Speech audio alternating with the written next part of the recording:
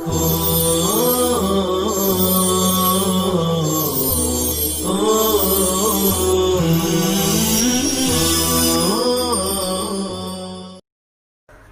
اللہ الرحمن الرحیم والصلاة والسلام علی رسول اللہ وعلی آلہ واصحابہ اجمعین، اما بعد۔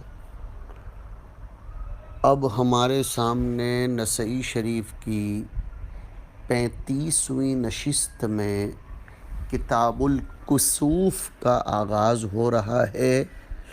چونکہ امام نسائی علیہ الرحمہ صلوات عامہ کے بعد صلوات خاصہ جیسے جمعہ اور کسوف و خسوف، استسقاء، عیدین وغیرہ کی نماز کا اصحاب سنن کے صنیع و طرز کے مطابق آغاز کر رہے تھے، جس میں سے جمعہ اور سفر کی نمازوں کا تذکرہ بقدر ضرورت ہی ہم کہیں گے گزر چکا۔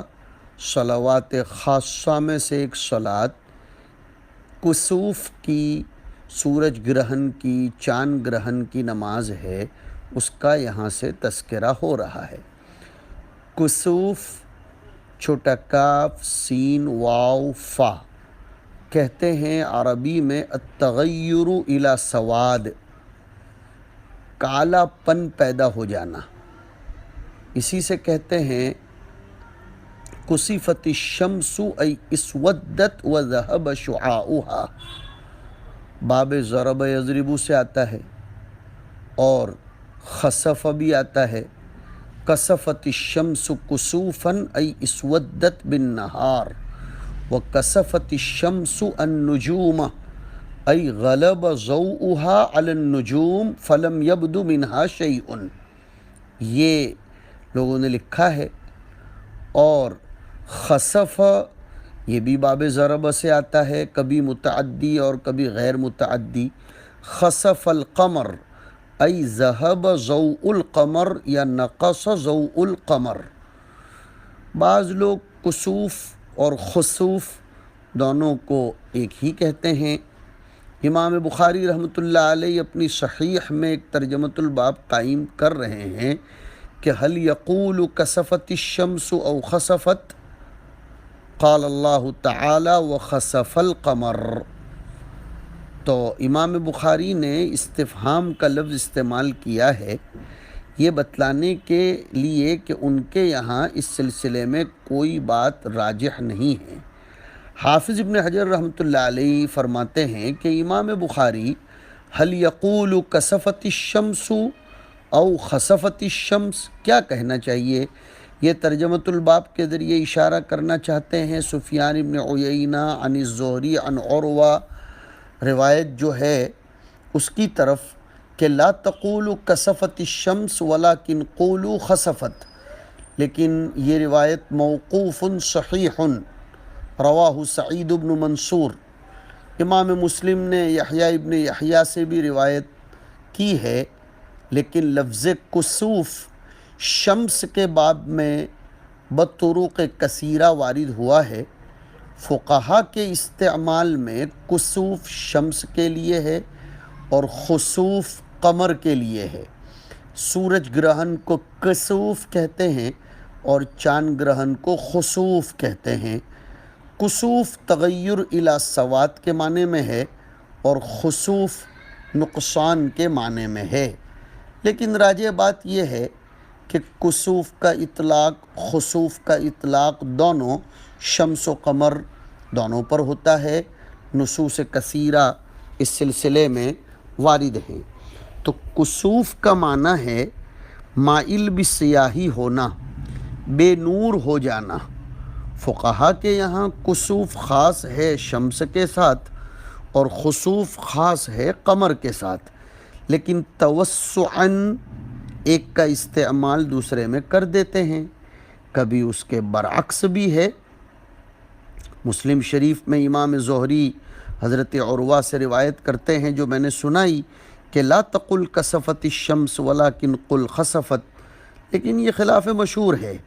اگرچہ قول یہ بھی ہے جو عروہ کہہ رہے ہیں کہ خسوف شمس کے ساتھ خاص ہے، ممکن ہے حضرت عروہ کی رائے یہی ہو، لیکن حضرت گنگوہی مسلم شریف کی تقریر الحل المفہم میں فرماتے ہیں کہ عروہ کے کلام کی توجیہ کر سکتے ہیں کہ زہری کی اصل روایت جو عروہ سے تھی وہ بلفظ خسفت الشمس تھی، لیکن زہری نے بوقت روایت بجائے خسفت کے کسفت الشمس نقل کر دیا۔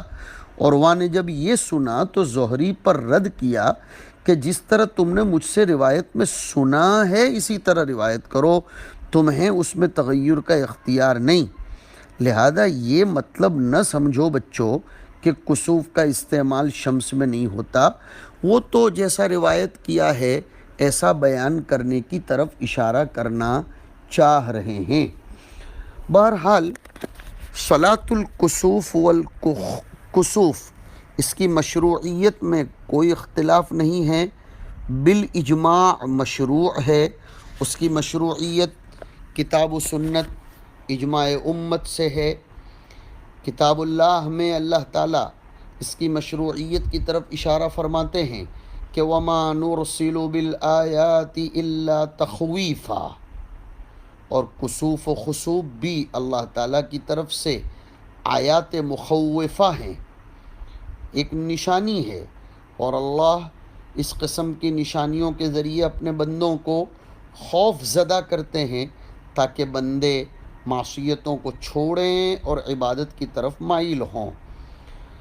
حدیث شریف میں اس کا ثبوت ہے، آیا اذا رأيتم شيئا من هذه الافزاع فافزعوا الى الصلاة، کہ جب تم اس قسم کی گھبراہٹوں کی کوئی چیز دیکھو تو نماز کی طرف لپک پڑو۔ اجماع امت سے ثابت ہے، کسی کا انکار اس پر ثابت نہیں ہے، امت کا اس پر اجماع ہے۔ اس نماز کے سبب مشروعیت کے بارے میں کہا جائے گا کہ اس کا سبب مشروعیت کسوف ہے، کیونکہ اس کی نسبت ہی کسوف کی طرف ہے، تو تکرر کسوف سے تکرر صلاۃ الکسوف بھی ہوگا۔ ہاں، جیسے اوقات خمسہ یا اسباب صلوات خمسہ ہیں، یہ اوقات کا تکرر صلوات خمسہ کے وجوب کے تکرر کا باعث ہے، تو جب جب کسوف ہوگا تب صلاۃ الکسوف بھی ہوگی۔ اور اس نماز کے جواز کے لیے وہی سب شرطیں ہیں جو دیگر نمازوں کے لیے ہے۔ یہ کسوف یا خسوف کی، چاند گرہن سورج گرہن کی نماز جامع مسجد میں یا عیدگاہ میں پڑھی جائے گی۔ اس نماز کا وقت وہ اوقات ہیں کہ جب دوسری نماز مستحب ہو اوقات مکروہہ کے علاوہ۔ یہی قول امام مالک وغیرہ ائمہ کا ہے۔ امام شافعی رحمۃ اللہ علیہ کے یہاں چونکہ یہ نماز ذوات الاسباب میں سے ہے، لہذا اوقات مکروہہ میں بھی پڑھی جا سکتی ہے۔ بعضوں نے صلاۃ الکسوف کو فرض کفایہ کہا ہے، لیکن یہ بات مستبعد ہے۔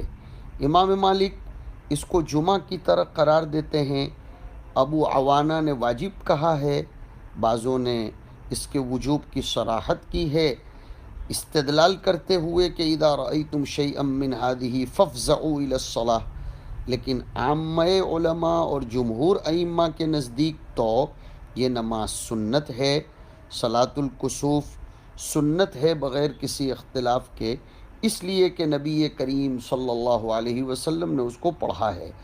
جہاں تک اذا رأیتم شیئا من هذه فافزعوا امر سے استدلال کر رہے ہیں وجوب کے قائلین، تو امر اکیلا وجوب کے لیے تھوڑا آتا ہے، امر استحباب کے لیے ہے، کیونکہ یہ امر مخوفات کے دفع کرنے کی مصلحت کی بنا پر وارد ہوا۔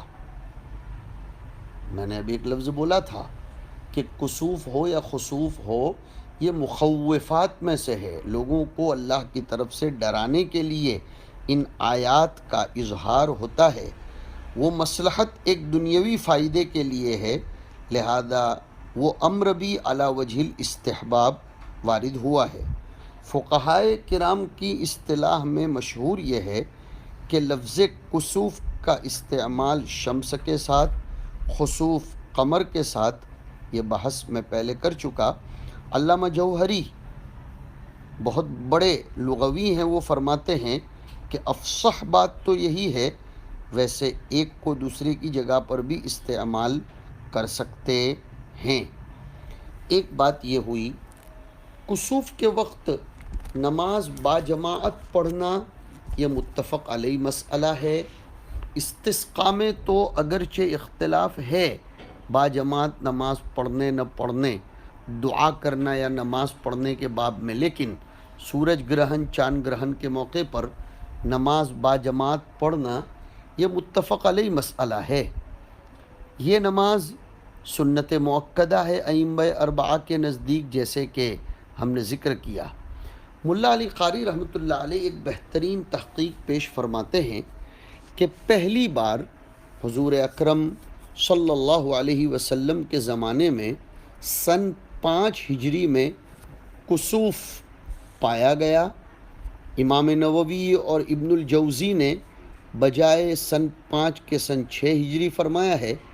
دوسری مرتبہ اس کا وقوع جو صحاح کی روایات میں وارد ہے اس دن ہے جس دن حضور کے بیٹے حضرت ابراہیم کا انتقال ہوا، جو مشہور قول کی بنیاد پر سن 10 میں پیش آیا، اگرچہ ایک قول سن 9 کا بھی ہے۔ تاریخ وقوع بھی 10 تھی، مہینے میں اختلاف ہے کہ ربیع الاول یا رمضان۔ اس وقت ان کی عمر بعض لوگ کہتے ہیں 16 مہینے اور بعضوں نے کہا 18 مہینے، اس لیے کہ حضرت ابراہیم کی ولادت ماہ ذی الحجہ سن 8 میں ہے۔ تو دوسری مرتبہ حضرت ابراہیم کی وفات کے موقع پر کسوف ہو گیا تھا، اس وقت بھی اس کی نماز پڑھی گئی تھی۔ پھر یہ بھی ہمیں معلوم ہونا چاہیے کہ علماء کا اختلاف ہے کہ حضور کے زمانے میں کسوف اور صلاۃ کسوف میں تعدد ہوا یا نہیں۔ امام احمد، امام بخاری، علامہ بیہقی وغیرہ یہ اس کے قائل ہیں کہ کسوف ایک ہی دفعہ ہوا ہے، تعدد نہیں ہوا، لیکن اسحاق ابن راہوی، ابن خزیمہ، علامہ خطابی، امام نووی، ابن الجوزی یہ تعدد کے قائل ہیں۔ اب ذرا خوب توجہ سے ایک بات سنیے، صلاۃ الکسوف کا طریقہ حنفیہ کے نزدیک وہی ہے جو دوسری نمازوں کا ہے، بس صرف فرق یہ ہے کہ سورج گرہن چاند گرہن کی نمازوں میں قراءت طویل ہوگی، رکعتیں 2 ہی پڑھی جائیں گی، رکوع ایک ایک ہوگا، سجدے 2 ہوں گے، قیام طویل ہوگا البتہ۔ پھر قراءت سرن ہوگی یا جہرن، یہ مسئلہ بھی مختلف ہی ہے۔ جمہور علماء اور ائمہ ثلاثہ کے نزدیک اس میں قراءت سرن ہوگی، امام احمد اور صاحبین کے نزدیک جہرن قراءت ہوگی۔ صلاۃ الاستسقاء میں اس کے خلاف ہے کہ اس میں قراءت بالاتفاق جہرن ہوگی۔ صلاۃ الکسوف میں تکبیرات زوائد بالاتفاق نہیں ہیں، صلاۃ الاستسقاء کے کہ اس میں اختلاف ہے۔ عند الجمہور صلاۃ الکسوف میں خطبہ نہیں ہے، برخلاف امام شافعی کے کہ وہ صلاۃ الکسوف میں بھی خطبے کے قائل ہیں۔ جمہور علماء ائمہ ثلاثہ ما عدا الحنفیہ، حنفیہ کے علاوہ ان کے نزدیک صلاۃ کسوف کا طریقہ باقی نمازوں جیسا نہیں ہے، بالکل ٹوٹلی الگ ہے۔ ہاں، ائمہ ثلاثہ کے یہاں صلاۃ الکسوف کی 2 رکعتیں تو ہیں، لیکن ہر رکعت میں 2 رکوع، 2 قیام، ایک رکوع کر کے پھر قیام، پھر رکوع، دوسرے قیام کے بعد گویا دوسرا رکوع، سجدہ اور تشہد وغیرہ پھر دوسری نمازوں کی طرح ہے، گویا قیام 2 رکوع 2۔ اصل میں بات یہ ہے حضرات طلبہ کہ حدیث کی روایتیں تعدد رکوع اور قیام کے بارے میں بہت مختلف ہیں۔ صحاح کی کتابوں میں ایک رکوع کی بھی روایت موجود ہیں اور 2 رکوع سے لے کر 5 رکوع تک کی روایات بھی آئی ہیں۔ ان روایات میں سے امام بخاری رضی اللہ تعالیٰ عنہ نے صرف 2 رکوع والی روایت کو لیا ہے، اور امام مسلم علیہ الرحمہ نے اپنی صحیح میں 2 رکوع، 3 رکوع، 4 رکوع والی روایتوں کو بھی لیا ہے، اور امام ابو داؤد نے تو 5 رکوع والی روایت کو بھی ذکر کیا ہے، لیکن ائمہ ثلاثہ نے ان ساری روایتوں میں سے صرف 2 رکوع والی روایت کو اختیار کیا، باقی 3، 4، 5 رکوع والی روایت کو ترک کر دیا ہے۔ حنفیہ زوردار جواب دیتے ہیں کہ جس طرح تم نے 2 رکوع سے زائد والی روایتوں کو ترک کر دیا، فما ہوا جوابکم فی تلک الروایات فہو جوابنا فی روایات الرکوعین۔ ہم یہ کہتے ہیں 1 سے زائد یعنی 2 رکوع والی روایات کو بھی ترک کر دینا چاہیے، اس لیے کہ مشہور ہے اذا تعارضا تساقطا والرجوع الی الاصل، اور اصل یہ ہے کہ توحد رکوع ہو نہ کہ تعدد رکوع ہو۔ رکوع واحد والی احادیث قیاس اور اصل کے مطابق ہیں، انہی کو اختیار کیا جائے گا، اس لیے کہ اقل متیقن ہے۔ ہاں، اقل جو ہوتا ہے وہ متیقن ہوتا ہے، اور رکوع واحد سے زائد والی روایات مشکوک ہیں۔ اب ان متعارض روایتوں میں تطبیق کی شکل ہے، دفع تعارض کریں گے۔ علماء کی 2 جماعتیں ہیں، ایک جماعت کہتی ہے کہ حضور کے زمانے میں تعدد کسوف ہوا، لہذا تعدد پر محمول کر لو۔ وہ جماعت جو تعدد کسوف کی قائل نہیں ہے، وہ جو یہ کہتے ہیں کہ عدم تعدد ہوا، وہ اس کو اس طرح فرماتے ہیں کہ طریقہ ترجیح کو اختیار کرو، رکوعین والی روایات کو راجح اور باقی ساری روایات کو معلل اور راویوں کا وہم قرار دو۔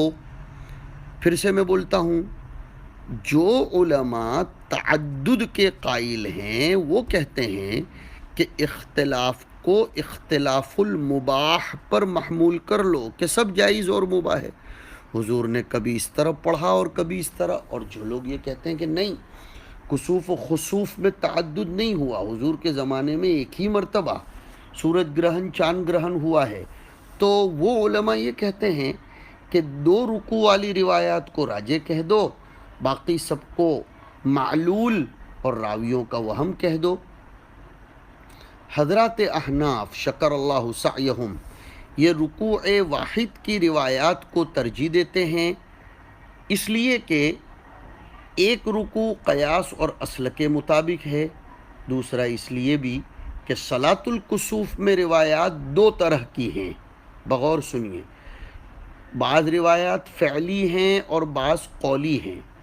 فعلی روایات میں تو اختلاف ہے، 2 رکوع، 3 رکوع، 4 رکوع، 5 رکوع، لیکن قولی روایات اس میں کوئی تعارض نہیں ہے، قولی روایات میں صرف ایک ہی رکوع کا ثبوت ہے، ہم آگے اس کی نشاندہی کر رہے ہیں انشاءاللہ، لہذا دوسری نمازوں کی طرح اس میں بھی ایک ہی رکوع ہوگا۔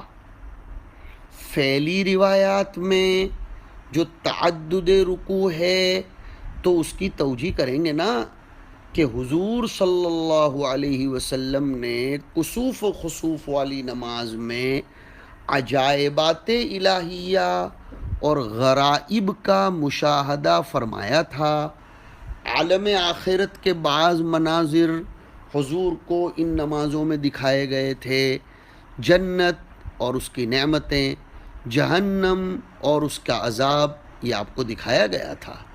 اس لیے کبھی حضور دعا مانگتے، کبھی پناہ مانگتے، اور کبھی حضور نمازی کی حالت میں آگے کی طرف قدم بڑھاتے جنت کے درختوں کے خوشوں کو توڑنے کے ارادے سے، کبھی جہنم کی لپٹوں سے بچنے کے لیے پیچھے کو ہٹتے۔ ان تمام باتوں کے باوجود قراءت و قیام اتنا طویل تھا جو معمول کے خلاف۔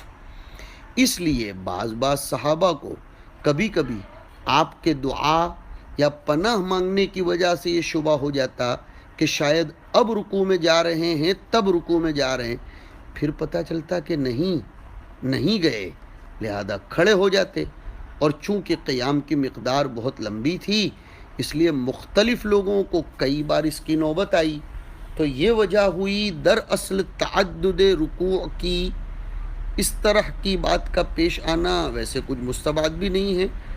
ہمارے زمانے میں بھی جس نماز کی جماعت میں ہجوم اور لوگوں کی کثرت ہوتی ہے، عید وغیرہ کی نماز میں عیدگاہ کے اندر کبھی کبھی اس قسم کی غلط فہمی کی نوبت آتی ہے، اور بعض لوگوں نے ایک توجیہ یہ بھی کی ہے کہ حضور صلی اللہ علیہ وسلم کسوف و خسوف والی نماز کے رکوع میں تشریف لے گئے، لمبا رکوع کیا حضور نے، چونکہ قیام لمبا تھا، لیکن دوران رکوع حضور کبھی کبھی تھوڑا سا سر اٹھا کے دیکھتے تھے کہ گرہن چھٹا یا نہیں چھٹا۔ اگر چھٹ گیا ہو تو میں نماز جلدی ختم کر دوں، سبب ختم ہو گیا۔ تو وہ جو تھوڑا سا سر اٹھتا تھا گرہن کے چھٹنے نہ چھٹنے کو دیکھنے کے لیے، بعض لوگوں نے اس کو تعدد رکوع پر محمول کر لیا۔ کل روا بما رعا یا حسب ظن الراوی محمول کیا جائے گا۔ بقیہ ابحاث اس سلسلے کی ہم انشاءاللہ آگے کریں گے۔ وصلی اللہ علی النبی